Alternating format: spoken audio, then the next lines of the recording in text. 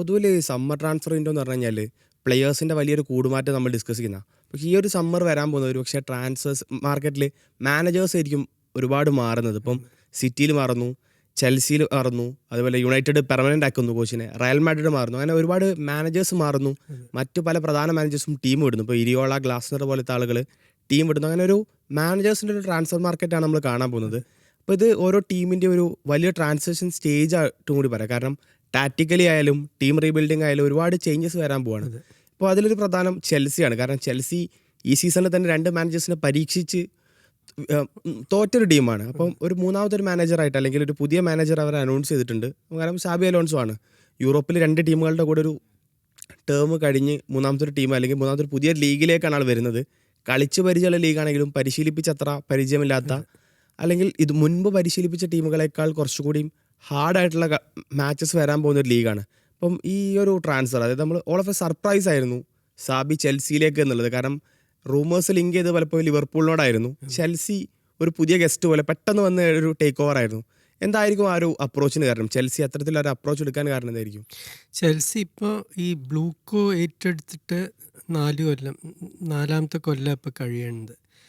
ആ സമയത്തുള്ള അപ്രോച്ച് ഭരിച്ചിട്ടില്ല എന്നുള്ള അവർ സമ്മതിക്കുകയാണ്. ശരിക്കും അവർ ആ ഒരു എന്താ പറയുക, ഒരു സ്പോർട്ടിംഗ് ഡയറക്ടർ ഡ്രിവൺ ഒരു മോഡൽ, അത് കോച്ചിന് വലിയൊരു പവർ ഇല്ലാതെ അതിപ്പോൾ പലരും അത് വിട്ടുപോയ പലരും ഇപ്പോൾ തോമസ് ടൂക്കലായാലും പോച്ചറ്റീനോ ആയാലും മറസ്കായാലും ഒക്കെ ഇതിനെപ്പറ്റി ഒരു കംപ്ലൈൻറ്റ് പറഞ്ഞിട്ടുണ്ട്. കോച്ചിനൊരു കൺട്രോളില്ല. അവർ കാണുന്നത് ഗ്വാർഡിയോളുടെ സിറ്റി, ആർട്ടറ്റയുടെ ആർസണലൊക്കെയാണ്. അപ്പോൾ അത് അപേക്ഷിച്ച് നോക്കുമ്പോൾ ആ കോച്ചിനൊരു ശബ്ദമില്ല എന്നുള്ളൊരു ഇതായിരുന്നു. ഇപ്പം ആ മോഡൽ മാറ്റാനൊരു തീരുമാനിച്ചു. അതാണ് അലോൺസോൻ്റെ ജോബ് ഡിസ്ക്രിപ്ഷൻ മാനേജറാണ്, ഹെഡ് കോച്ച് അല്ല. അപ്പോൾ അതൊരു വലിയൊരു മാറ്റമാണ്.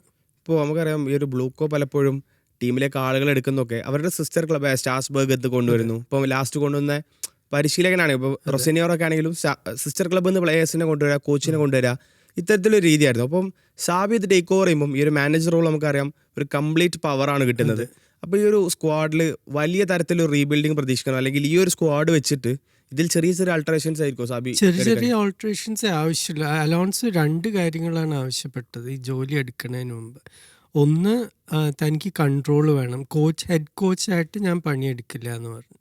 അപ്പോൾ അതിൽ പ്ലേയിങ് മറ്റേ സ്ക്വാഡിലൊരു ഇൻപുട്ട് എനിക്ക് വേണം. അപ്പോൾ അത് ഇപ്പം ഉള്ളത് ഏറ്റവും യൂറോപ്പിൽ തന്നെ ഏറ്റവും മികച്ച ചെറുപ്പക്കാരുടെ ഒരു ഗ്രൂപ്പാണ് ഇപ്പോൾ ചെൽസിയിലുള്ളത്. അവർക്ക് ഇല്ലാത്തത് എന്താ, ഒരു ഗൈഡൻസാണ്. അപ്പോൾ രണ്ടാമത് ആവശ്യപ്പെട്ട കാര്യം, എനിക്ക് സീനിയർ ആയിട്ടുള്ള അല്ലെങ്കിൽ അനുഭവമുള്ള, സീനിയർ എന്ന് പറഞ്ഞാൽ 35 വയസ്സെന്നല്ല, ഒരു 25-26 വയസ്സ്, ഒരു 6-7 വർഷത്തെ അനുഭവമുള്ള കളിക്കാരെയും കൂടി എനിക്ക് സൈൻ ചെയ്യണം. അതിപ്പോൾ ഡിഫെൻസീവ് ലീഡേഴ്സായിട്ടും മിഡ്ഫീൽഡ് ലീഡേഴ്സായിട്ടും ഇങ്ങനത്തെ കളിക്കാരെ സൈൻ ചെയ്യണമെന്ന്.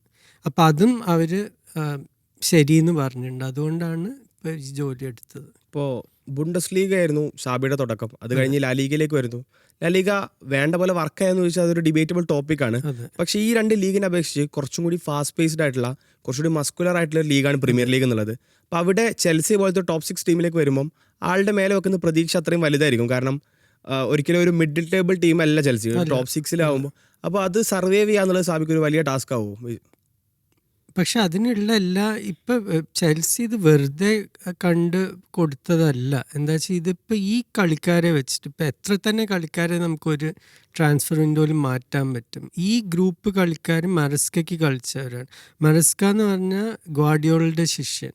ആ ഒരു ശൈലിയിൽ കളിക്കണം, കുറച്ച് പേഷ്യൻ്റ് ആയിട്ടുള്ളൊരു ബിൽഡപ്പ് പ്ലേ ഇതൊക്കെ ഉള്ളൊരു ടീം. അതേ ശൈലിയാണ് അലോൺസോ ലെവർകൂസനിൽ കളിച്ചിരുന്നത്. അപ്പോൾ അവിടെ 3 സെൻറ്റർ ബാക്ക് വെച്ചിട്ടാണ് പലപ്പോഴും കളിച്ചത്. അതിന് പറ്റിയ കളിക്കാർ ഇവിടെ ചെൽസിയിലുണ്ട്. 3 സെൻറ്റർ ബാക്കും വിങ് ബാക്കായി കളിക്കാൻ പറ്റുന്ന റീസ് ജെയിംസിനെ പോലത്തെ കളിക്കാർ. അപ്പോൾ എല്ലാ വിധത്തിലും ഈ സ്ക്വാഡിന് സൂട്ട് ചെയ്യണ ഒരാളാണ്. പിന്നെ റയലിലുണ്ടായിരുന്നൊരു പ്രശ്നം, പ്ലെയർ പവറാണ് ഒരു വലിയൊരു പ്രശ്നം ഉണ്ടായിരുന്നത്. ഇവിടെ അങ്ങനെ ഇപ്പോൾ മറസ്ക ആയാലും പോച്ചറ്റീനോ ആയാലും ആരും കളിക്കാരെ പറ്റി കുറ്റം പറഞ്ഞിട്ടില്ല. അവരുടെ കംപ്ലൈൻറ്റ് മുഴുവൻ മാനേജ്മെൻറ്റിന്, ബ്ലൂക്കോനെതിരെയായിരുന്നു. അപ്പോൾ ഈ കളിക്കാർക്ക് കുഴപ്പമൊന്നുമില്ല ചെൽസിയിൽ, അവർക്ക് ഇല്ലാത്തത് ആ ഒരു ഗൈഡൻസ് ആണ്. ഇപ്പോൾ നമ്മൾ മറസ്കയെ പറ്റി സംസാരിച്ചു. അപ്പോൾ മറസ്കയുടെ പേര് വീണ്ടും ഒരു സെൻറ്റർ ഓഫ് ടോപ്പിക്കായി വരുന്നത് വെച്ചാൽ സിറ്റിയിലേക്ക് പെപ്പിനെ റീപ്ലേസ് ചെയ്യുന്നുള്ള. നമുക്കറിയാം പെപ്പിൻ്റെ ഒരു ലെഗസി എത്രത്തോളം എന്നുള്ളത് നമ്മളൊരു വാക്കുകളോട് ഡിസ്ക്രൈബ് ചെയ്തതിലപ്പുറത്തേക്ക് ആൾ തെളിയിച്ച് വെച്ചിട്ടുള്ളതാണ്. കാരണം 17 വർഷം മാനേജറായിരുന്നിട്ട് ഈ ഈ ഒരു സീസണിലാണ് തുടർച്ചയായി 2 സീസണിൽ ഒരിക്കൽ ലീഗ് കിട്ടാതെ പോകുന്നത്. അതായത് ഒന്നിടവിട്ട സീസണിലെങ്കിലും മിനിമം ലീഗ് അടിച്ചിട്ടുള്ള അപൂർവം ചില പരിശീലകരിൽ ഒരാളായിരിക്കും പെപ്പ്. അപ്പോൾ പെപ്പിൻ്റെ ഈ ഒരു ട്രാൻസ്ഫോർമേഷൻ, അല്ലെ പെപ്പ് മാറി മരസ്ക ടേക്ക് ഓവർ ചെയ്യുന്നു എന്ന് പറയുന്ന ഒരു ട്രാൻസിഷൻ സ്റ്റേജ് സിറ്റിക്ക് പെട്ടെന്ന് ഓവർകം ചെയ്യാൻ പറ്റും. കാരണം പെപ്പിൻ്റെ ഒരു ശിഷ്യൻ ആയിരുന്നല്ലോ മരസ്ക. അപ്പം ഈ ഒരു സിസ്റ്റം തന്നെ ആയിരിക്കും മെയിൻറ്റെയിൻ ചെയ്യുക. വലിയ മാറ്റങ്ങളൊന്നും വരുത്തില്ല. പക്ഷേ സിറ്റിക്ക് നഷ്ടപ്പെടാൻ പോകുന്നത് ആ ഒരു ഓറയാണ്. ഇപ്പോൾ പെപ്പിനെതിരെ കളിക്കാൻ പോകുമ്പോൾ പല ടീമുകൾക്കും ഒരു പേടിയായിട്ടാണ് അവർ പോവുക. എന്നുവെച്ചാൽ ചരിത്രത്തിൽ തന്നെ ഏറ്റവും വലിയൊരു കോച്ചിനെതിരെയാണല്ലോ നമ്മൾ കളിക്കാൻ പോകുന്നത് എന്നുള്ള ആ ഒരു ഭയം. അത് മനസ്കയ്ക്ക് ആ ഒരു ഓറയൊന്നും ഇല്ല ഇപ്പം. ഭാവിയിൽ അത് വരില്ല എന്നല്ല ഞാൻ പറയുന്നത്. പക്ഷെ ഇപ്പോൾ സിറ്റി അവർ സാധാരണ ഒരു ടീമായിട്ടേ കാണുള്ളൂ. പിന്നെ ഇതേ ക്വാളിറ്റി കളിക്കാർ സിറ്റിക്ക് വാങ്ങാൻ പറ്റുമോ ഫ്യൂച്ചറിൽ? ഇതിപ്പോൾ പലരും ഇപ്പോൾ ഹാളൻഡ് ആയാലും റോഡ്രി ഇങ്ങനെ പല കളിക്കാരും സിറ്റിയിലെത്തിയത് ഗ്വാർഡിയോളയുടെ പേര് കാരണം. വേറെ ഒരു സാഹചര്യത്തിൽ ആ കളിക്കാർ ആർസണലിലോ ലിവർപൂളിലോ യുണൈറ്റഡിലോ പോകേണ്ടവരാണ്. പക്ഷേ ഈ ഗ്വാർഡിയോളയുടെ പുള്ള് കാരണം മാത്രം അവർ സിറ്റി ചൂസ് ചെയ്തതാണ്. മരസ്കയ്ക്ക് ആ പുള്ള് ഉണ്ടാവുമോ എന്നാണ് ഇനി ചോദിക്കാനുള്ളത്. ഇപ്പോൾ ബെർണാർഡോ സിൽവ ടീം വിടുന്നു എന്ന് പറയുന്നു. അതുപോലെ തന്നെ ജോൺ സ്റ്റോൺസിനെ പോലുള്ള കുറച്ച് സീനിയർ പ്ലേയേഴ്സും ഏതാണ്ട് ടീമിൽ നിന്ന് പുറത്തേക്ക് എന്നുള്ള വാഴയിൽ നിൽക്കാമെന്ന്. അപ്പോൾ ഈ ഒരു സമയത്ത്, അതായത് ടീമിൻ്റെ ഒരു കോർ സ്ട്രെങ്ത് ആയിട്ടുള്ള കോച്ച് പോകുന്നു, കുറച്ച് പ്ലേയേഴ്സൊക്കെ പോകുമ്പോൾ മരസ്ക് ഇത് ടേക്ക് ഓവർ ചെയ്യുക എന്നുള്ളത് ആൾക്ക് ആ ഒരു സിറ്റീനെ ഇതേ ടെമ്പോയിൽ മെയിൻറ്റെയിൻ ചെയ്യാൻ പ്രയാസപ്പെടുമോ? മെയിൻറ്റെയിൻ ചെയ്യാന്ന് പറഞ്ഞാൽ ആദ്യത്തെ ഒരു ടാർഗറ്റ് ടോപ്പ് 4 അല്ലെങ്കിൽ 5. ഇപ്പോഴത്തെ ഇംഗ്ലീഷ് ലീഗ് അത്രയും ശക്തമായത് കാരണം ആദ്യത്തെ 5 ഫിനിഷ് ചെയ്താൽ ചാമ്പ്യൻസ് ലീഗിൽ കയറും മിക്കവാറും. അപ്പോൾ ആദ്യത്തെ 5 ഫിനിഷ് ചെയ്യാനാണ് ആദ്യത്തെ ടാർഗറ്റ്. അത് അച്ചീവ് ചെയ്താൽ മുന്നോട്ട് പോവാം. അത് അച്ചീവ് ചെയ്യാൻ പറ്റിയില്ലെങ്കിലാണ് പ്രശ്നങ്ങൾ വരാൻ പോകുന്നത്. പക്ഷെ ഇപ്പോഴത്തെ ഈ സിറ്റി സ്ക്വാഡ് നോക്കിക്കഴിഞ്ഞാൽ അവരെല്ലാ പൊസിഷനിലും നല്ല ഒരു വെൽ സ്റ്റോക്ക്ഡ് ആയിട്ടുള്ള സ്ക്വാഡാണ്. അപ്പോൾ അറ്റാക്കിംഗ് ആയാലും ഇപ്പോൾ ഹാളൻഡിൻ്റെ മേധം മാത്രമല്ല ഗോൾ അടിക്കാനുള്ള ലോഡ്. ഇപ്പോൾ സെമനിയൊക്കെ വന്നിട്ടുണ്ട്. നല്ല ക്രിയേറ്റീവ് പ്ലെയേഴ്സിൻ്റെ ചെറുപ്പക്കാരെപ്പോഴും അക്കാഡമിയിൽ നിന്ന് വന്നുകൊണ്ടിരിക്കുന്നുണ്ട്. അപ്പം അങ്ങനെ പേടിക്കാനുള്ളൊരു സിറ്റുവേഷനൊന്നും അല്ല ഇപ്പോൾ. ഇപ്പോൾ നമ്മൾ സിറ്റിയുടെ കേസ് പറഞ്ഞു. ഇപ്പം മാഞ്ചസ്റ്റർ തന്നെ മറ്റൊരു ക്ലബ്ബും പുതിയൊരു പരിശീലകനെ, അല്ലെങ്കിൽ പുതിയൊരു പരിശീലകനെന്നല്ല, ഒരു പെർമനൻ്റ് ആയിട്ട് ആൾക്കൊരു ഡീൽ കൊടുത്തിരിക്കുകയാണ് ക്യാരിക്ക്. നമ്മൾ കഴിഞ്ഞ ആഴ്ച നമ്മൾ ഇരുന്നപ്പോൾ നമ്മൾ സംസാരിച്ചാണ് ക്യാരിക്കിന് അത് കൊടുത്തു നോക്കാവുന്നതാണ് എന്നുള്ളത്. അപ്പം ഈ ക്യാരിക്കിൻ്റെ ഒരു ടാറ്റിക്സിൽ മിഡ്ഫീൽഡ് ഭയങ്കര ഒരു കോർ എലമെൻ്റ് ആയിരുന്നു. നമുക്ക് ബ്രൂണോ ഫെർണാണ്ടസ് കുറച്ചുകൂടി ഫ്രീഡം കൊടുത്തു.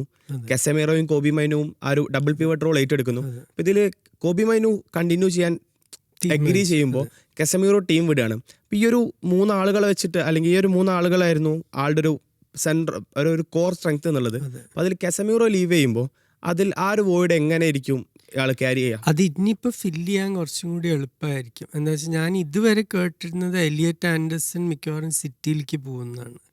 പക്ഷെ ഇപ്പോൾ പെപ്പ് പോയത് കാരണം നല്ല സാധ്യതയുണ്ട് അത് യുണൈറ്റഡ് ആവാൻ.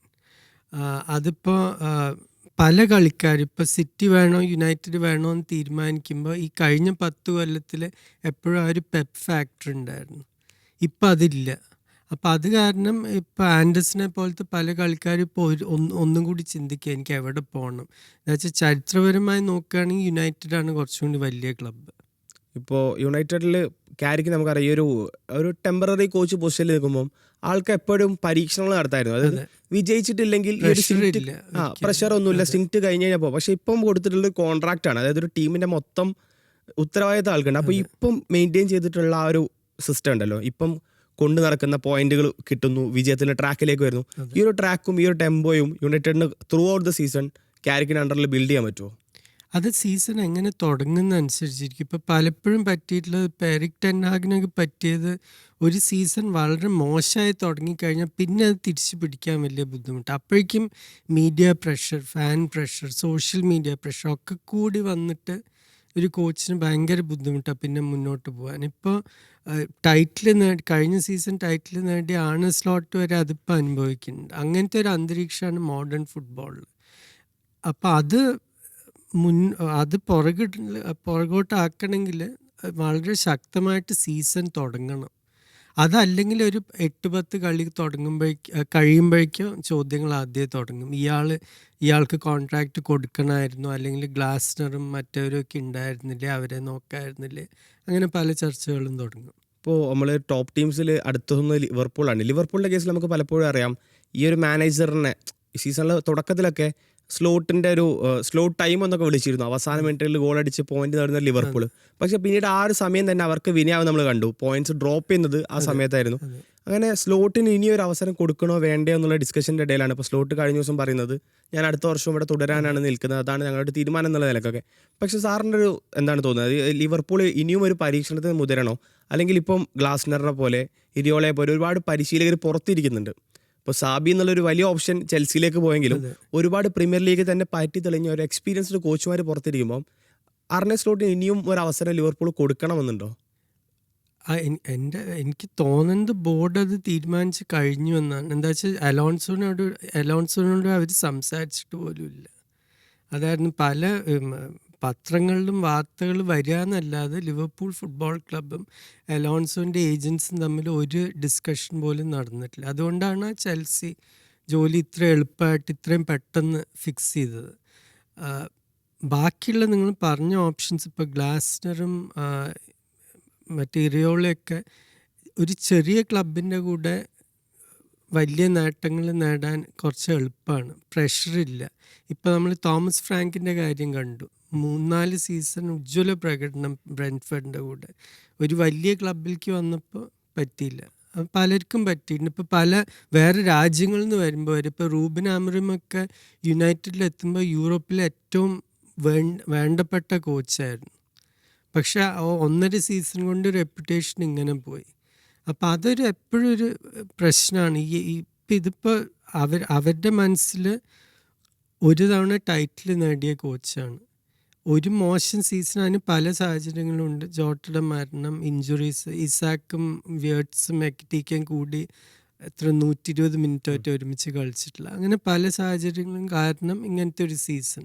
അപ്പോൾ അത് എഴുതി തള്ളി ആദ്യം തുടങ്ങുകയാണോ, അല്ലെങ്കിൽ പുതിയൊരാളെ കൊണ്ടുവന്നാൽ അയാൾക്ക് എത്ര സമയം എടുക്കും സെറ്റിൽ ചെയ്യാൻ?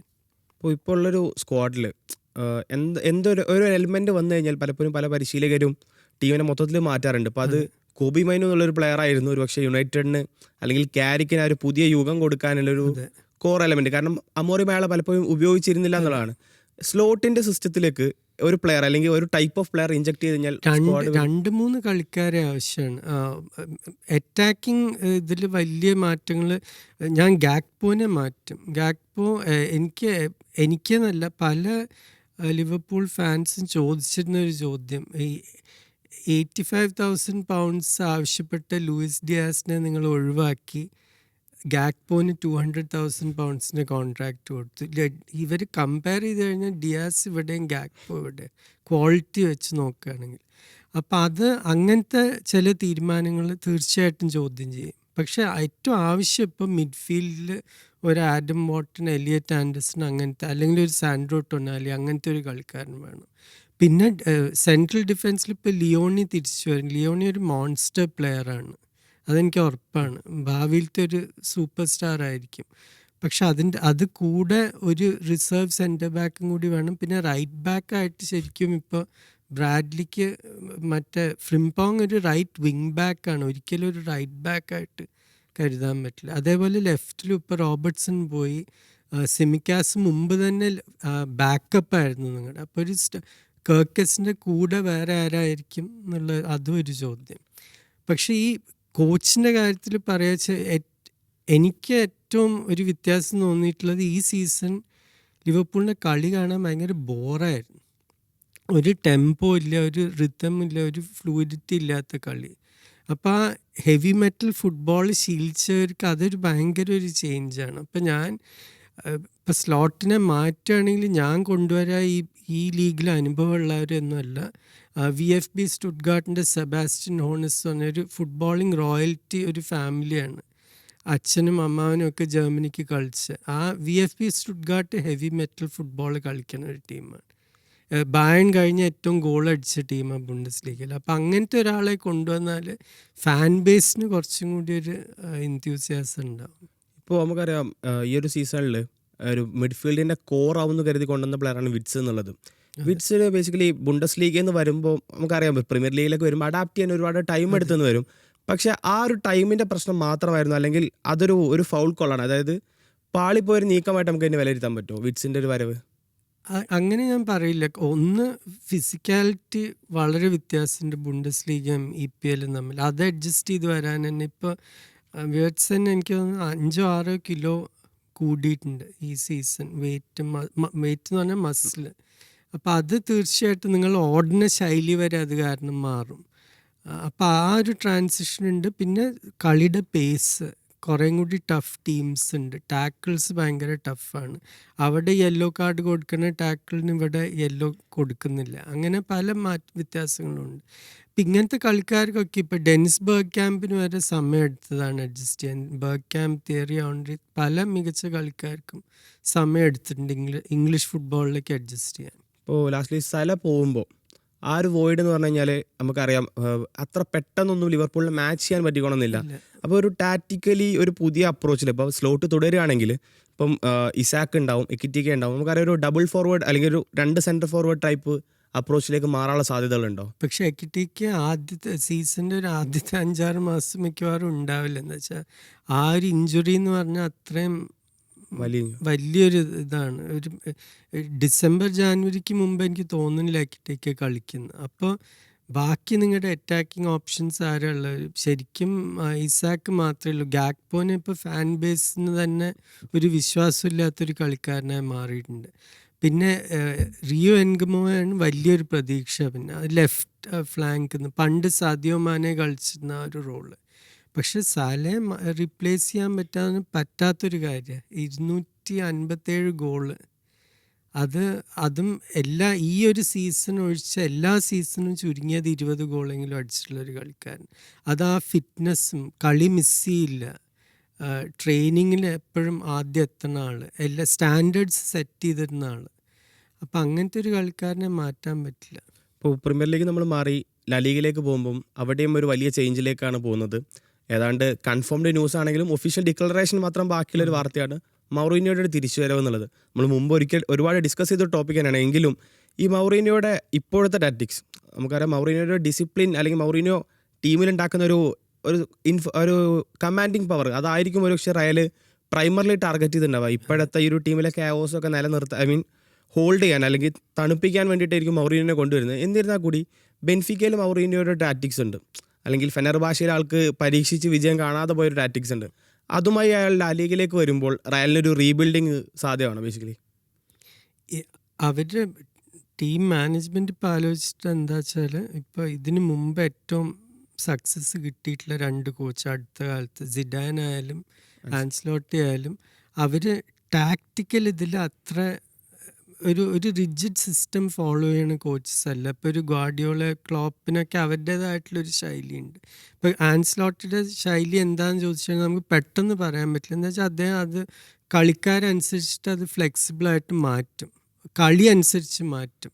ഇപ്പോൾ ഒരു ലിവർപൂളിനെ ചാമ്പ്യൻസ് ലീഗ് ഫൈനലിൽ കളിച്ച ടാക്ടിക്സ് അല്ല വേറെ ഒരു ബാഴ്സലോണയ്ക്കെതിരെ ഒരു എൽ ക്ലാസിക്കോ കളിക്കുമ്പോൾ ഉപയോഗിക്കുക. അപ്പോൾ അങ്ങനത്തെ ഒരു ഫ്ലെക്സിബിലിറ്റി ഉണ്ടായിരുന്നു. പക്ഷെ ഇവർക്ക് ആ ഡ്രസ്സിങ് റൂം മാനേജ് ചെയ്യാൻ പറ്റുമായിരുന്നു. സിഡാന് പ്രത്യേകിച്ചും ആൻസ്ലോട്ടി അവസാനത്തെ സീസൺ വരെ അത് മാനേജ് ചെയ്യാൻ പറ്റുക. പിന്നെ ആ ഈഗോസ് ഇങ്ങനെ കൺട്രോൾ ഇല്ലാതെ ആയി വന്നപ്പോഴാണ് അദ്ദേഹം വിട്ടുപോയത്. അത് ശരിയാക്കിയാൽ തന്നെ, ആ ഡ്രസ്സിങ് റൂം അന്തരീക്ഷം ശരിയാക്കിയാൽ തന്നെ കളി തന്നെത്താൻ ശരിയാകും. എന്ന് വെച്ചാൽ ഈ കളിക്കാരുടെ ക്വാളിറ്റി ആരും സംശയിക്കുന്നില്ല. ഇപ്പം നിങ്ങൾക്കുള്ള കളിക്കാർ എംബാപ്പെ, വിനീഷ്യസ്, മറ്റേ മിഡ്ഫീൽഡിൽ ജൂഡ് ബെല്ലിംഗം, മറ്റേ ഇപ്പോൾ ചെറുപ്പക്കാരൻ തിയാഗോ യൂത്ത് ടീമെന്ന് വന്നിട്ടുണ്ട്, പിന്നെ ഡീൻ ഹോയ്സൺ, ഇവരൊക്കെ ഭാവിയിലത്തെ സൂപ്പർ സ്റ്റാർസാണ്. ലോകത്തെ ഏറ്റവും മികച്ച ഗോൾ കീപ്പർ. ഇതൊക്കെ ഉണ്ട്, എല്ലാ എലിമെൻസും അവിടെ ഉണ്ട്. അത് ആ ഡ്രസ്സിങ് റൂം ഒന്ന് വൃത്തിയാക്കിയാൽ തന്നെ ഈ ടീമിന് കളിക്കാൻ പറ്റും. ഇപ്പോൾ കഴിഞ്ഞൊരു 5-6 വർഷം റയൽ മാഡ്രിഡ് എടുക്കുമ്പോൾ ക്യാപ്റ്റൻസ് ഇങ്ങനെ ലീവ് ചെയ്യുന്നത് കാണുന്നുണ്ട്. അതായത് ഒന്നുമില്ല, ഏജ്ഡ് പ്ലെയേഴ്സാണ്, സീനിയർ പ്ലെയേഴ്സിൻ്റെ ഒരു ട്രാൻസിഷൻ്റെ ഭാഗമായിട്ട് പലരും പോകുന്നുണ്ട്. പക്ഷേ ഈ ഒരു വേർഡ്സ് ഒന്നും പലപ്പോഴും റയലിന് ഫില്ല് ചെയ്യാൻ പറ്റുന്നില്ല. ഇപ്പോൾ റാമോസ് പോകുന്നു, പകരം റുഡിഗറിനെയും മിലിറ്റാവെയും കൊണ്ടെങ്കിലും ആ ഒരു കമാൻഡിങ് പവറോ അല്ലെങ്കിൽ ആ ഒരു റിജിഡിറ്റി ഒന്നും ഡിഫൻസിൽ കീപ്പ് ചെയ്യാൻ പറ്റിയിട്ടില്ല. ക്രൂസ്, മോഡ്രിച്ച്, ഇപ്പോൾ ഏറ്റവും ലേറ്റസ്റ്റ് ആയിട്ട് കാർവഹാൽ ടീം ഇടുന്നുണ്ട്. ഈ ഒരു വോയിഡ് അല്ലെങ്കിൽ ഈ ഒരു ഗ്യാപ്പ് ഫില്ല് ചെയ്യാൻ റയലിന് ആരെ കൊണ്ടുവരാം, അല്ലെങ്കിൽ ആ ഒരു റോൾ ഏറ്റെടുക്കാൻ ബേസിക്കലി ആര് വരണം എന്നുള്ള.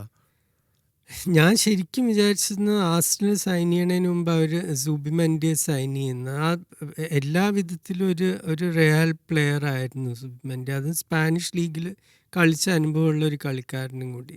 ശരിക്കും അങ്ങനത്തെ ഈ കഴിഞ്ഞ 2 സീസണത്തെ പ്രദർശനം വെച്ച് നോക്കുമ്പോൾ എനിക്ക് ജൂഡ് ബെല്ലിങ്ങമിനെ പറ്റിയും സംശയമുണ്ട്. അല്ലെങ്കിൽ ബെല്ലിങ്ങം ശരിക്കും ഒരു ലീഡറാണ്, ഒരു ഓൺ ഫീൽഡ് ലീഡറാണ്. ഇപ്പോഴത്തെ സാഹചര്യത്തിൽ ഇപ്പോൾ ആർക്ക് കൊടുക്കുന്നു പറഞ്ഞാൽ ഞാൻ ഗോൾ കീപ്പർക്കേ കൊടുക്കുള്ളൂ. എന്ന് വെച്ചാൽ അത്രയും കാലമായിട്ട് നിങ്ങൾക്ക് വേണ്ടി ഒരു ചാമ്പ്യൻസ് ലീഗൊക്കെ ജയിപ്പിച്ച ഒരു കീപ്പറാണ്. അത്രയും അനുഭവമുണ്ട്, എല്ലാവർക്കും റെസ്പെക്റ്റ് ഉള്ള ഒരു കളിക്കാരൻ. അപ്പം ഞാൻ അവിടെ ആയിരിക്കും ആംബാൻഡ് ആദ്യം കൊടുക്കുക. പിന്നെ ഇപ്പോൾ ഏറ്റവും വലിയ റയൽ യുണൈറ്റഡ് ഡിസ്കഷൻ എന്ന് പറഞ്ഞാൽ എയ്തർ വിനി അല്ലെങ്കിൽ എംബാപ്പെ, രണ്ടിൽ ഒരാൾ മതി എന്നുള്ള രീതിക്കാണ് ഫാൻസിൻ്റെ ഇടയിൽ പൊതുവിൽ നടക്കുന്ന ഒരു ഡിസ്കഷൻ. ഈ 2 പ്ലെയേഴ്സിനെയും ഒരുമിച്ച് മെയിൻറ്റെയിൻ ചെയ്യാൻ മൗറീനിയോ പോലത്തെ ഒരാളെ കൊണ്ട് സാധിക്കും? അതായത് ഈഗോ ഇഷ്യൂസും തീർച്ചയായിട്ടും കാര്യങ്ങളൊക്കെ. പറ്റും. ഈ എംബാപ്പയുടെ കാര്യത്തിൽ ഞാൻ ഒരിക്കലും ഡിസിപ്ലിനെ പറ്റി ഒരു കോച്ചിൻ്റെ അടുത്തുനിന്നും ഒരു കംപ്ലൈൻറ്റ് കേട്ടില്ല. ഈ മറ്റേ എംബാപ്പയുടെ ചുറ്റുമുള്ള ഒരു അന്തരീക്ഷം അത്ര ശരിയല്ല. അതിപ്പോൾ അമ്മയാണ് ഏജൻറ്റ്, വേറെ പല കാര്യങ്ങളും, മറ്റേ ബോണസ് വേണം, അത് വേണം, ഇത് വേണം എന്നൊക്കെ, അത് വേറെ ഒരു ഇഷ്യൂ തന്നെ. പക്ഷെ ഫീൽഡിൽ അല്ലെങ്കിൽ പ്രാക്ടീസിൽ ഒരിക്കലും പ്രശ്നം ഉണ്ടാക്കിയിട്ടുള്ള ഒരു കളിക്കാരനല്ല. പിന്നെ ഇതിപ്പോൾ എല്ലാ ടീമിലും നല്ല മാനേജേഴ്സ് അല്ലെങ്കിൽ നല്ല കോച്ചസ് ഈഗോസ് മാനേജ് ചെയ്തിട്ടുണ്ട്. ഇപ്പോൾ അലക്സ് ഫെർഗുസൺ, മറ്റേ ആൻഡി കോളും ടെഡി ഷെറിങ്ങമും പരസ്പരം സംസാരിക്കുക പോലും ഇല്ലായിരുന്നു. അത് മാനേജ് ചെയ്ത ആളാണ്. മറ്റേ ഇവിടെ സാലയും സാദിയോ മാനയും അത്ര അടുപ്പത്തിലൊന്നും ആയിരുന്നില്ല. അത് ക്ലോപ്പ് മാനേജ് ചെയ്തു. അപ്പോൾ തീർച്ചയായിട്ടും ഒരു വളരെ ശക്തമായിട്ടുള്ള ഒരു പൊസിഷനിൽ നിന്നാണ് മൊറീനിയോ ഇപ്പോൾ വരുന്നത്. എന്താ വെച്ചാൽ അവർ പറഞ്ഞിട്ടുണ്ട് നീ ഈ ഡ്രസ്സിങ് റൂം നന്നാക്കണമെന്ന്. അപ്പോൾ ആ പവറോട് വരുന്ന അതും ആ പവർ മാത്രമല്ല, തനിക്ക് ആ ഒരു ഓറയുണ്ട്. 2 ക്ലബ്ബുകളുടെ കൂടെ ചാമ്പ്യൻസ് ലീഗ് നേടിയ വളരെ അപൂർവം കോച്ചസേ ഉള്ളൂ. പിന്നെ 4 രാജ്യങ്ങളിൽ ലീഗ് ടൈറ്റിൽ നേടിയിട്ടുണ്ട്. ഇതൊക്കെ ആയിട്ടാണ് വരുന്നത്. ലാസ്റ്റ്ലി ഇപ്പം ഫ്ലിക്കിൻ്റെ ഒരു കോൺട്രാക്ട് 2028 വരേക്ക് ബാർസ എക്സ്റ്റെൻഡ് ചെയ്യുന്നു. ഈ ഫ്ലിക്കിനെ ബാർസക്കാർ സെലിബ്രേറ്റ് ചെയ്യുന്നൊരു കാര്യമുണ്ട്. റയലിൽ വരുന്ന ഓരോ പരിശീലകരെയും നോക്ക് ചെയ്ത് കളയുന്നു എന്നാണ്. അപ്പോൾ ആദ്യം അൻസലോട്ടിയെ പുറത്താക്കുന്നു, അത് കഴിഞ്ഞ് സാബി അലോൺസിയെ പുറത്താക്കുന്നു, ഇപ്പോൾ ഏറ്റവും ഒടുവിൽ അർബലോ പോകുന്നു. ആൻഡ് മൗറീനിയോ വരുമ്പോൾ അപ്പം ഫ്ലിക്കൊക്കെ പരിശീലകനായി റോൾ ഏറ്റെടുക്കും മുമ്പേ ഈ ഒരു കളരിയൊക്കെ കഴിഞ്ഞു പോയൊരു വ്യക്തിയാണ് മൗറീനിയോ. അപ്പം ഇതുവരെ വന്ന ഫേസ് ഓഫിനേക്കാളൊക്കെ കുറച്ചുകൂടി ഇൻറ്റൻസ് ആയിരിക്കില്ലേ ഇനിയുള്ള മത്സരങ്ങൾ? തീർച്ചയായിട്ടും. എന്ന് വെച്ചാൽ മൊറീനിയോ ആദ്യം അവിടെ എത്തിയിട്ട് ചെയ്യാൻ പോകുന്നത് ഈ മൈൻഡ് ഗെയിംസ് തുടങ്ങും. അതിൻ്റെ ഉസ്താദാണ്. അപ്പോൾ തീർച്ചയായിട്ടും ഈ അടുത്ത സീസണിൻ്റെ ക്ലാസിക്കോനും പല സ്റ്റേറ്റ്മെൻറ്റ്സും പല പ്രസ്താവനകളും നമുക്ക് പ്രതീക്ഷിക്കാം. അപ്പം എന്തൊക്കെ ചെറിയൊരു അഡ്വാൻറ്റേജ് എടുക്കാൻ പറ്റും അതൊക്കെ അദ്ദേഹം ചെയ്യും, അത് ഉറപ്പാണ്.